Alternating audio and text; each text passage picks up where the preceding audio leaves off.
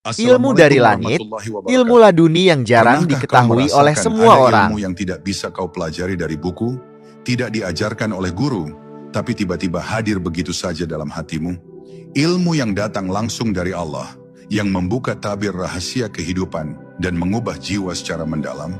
Itulah ilmu laduni, harta tersembunyi yang hanya diberikan kepada mereka yang siap meleburkan diri, merendahkan ego, dan menyambut cahaya ilahi.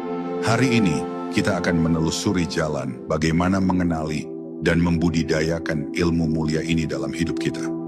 Bersiaplah, karena perjalanan ini bukan untuk yang lemah hati.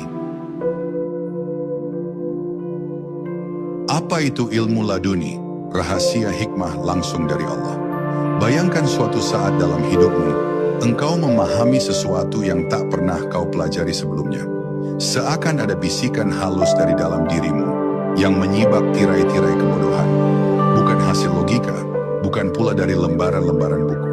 Itulah yang oleh para ahli hakikat disebut sebagai ilmu laduni, sebuah pancaran cahaya pengetahuan langsung dari sisi Allah yang ditanamkan dalam hati hamba pilihannya. Bukan karena ia pandai, tapi karena hatinya bersih dan pasrah. Inilah permata paling misterius dalam khazanah ilmu rohani. Ilmu laduni bukan sekadar wawasan atau teori yang bisa dikumpulkan. Ia adalah bentuk dari penyingkapan, kasyaf terhadap hakikat sesuatu. Ia datang tanpa sebab-sebab biasa, tetapi melalui saluran spiritual yang hanya dibuka oleh kehendak ilahi. Maka tidak semua orang yang berilmu bisa memilikinya.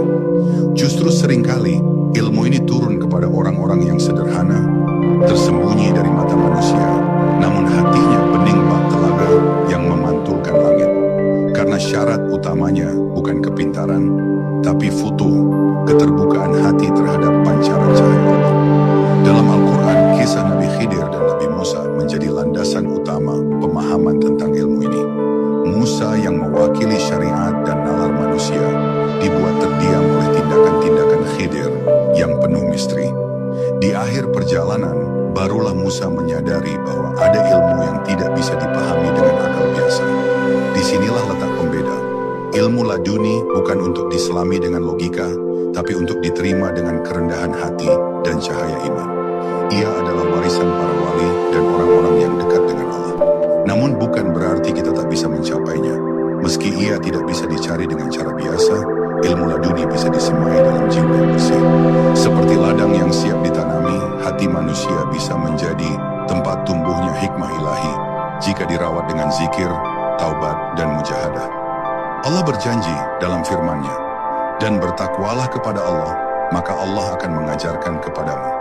QS Sin Al-Baqarah 282. Ilmu ini bukan datang dari luar, tapi bangkit dari dalam. Saat ruh sudah tersambung dengan sumber kebenaran sejati.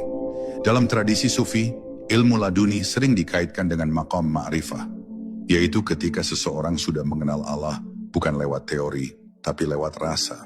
Ia mendengar dengan hatinya, melihat dengan nurnya, dan mengetahui sesuatu sebelum hal itu terjadi.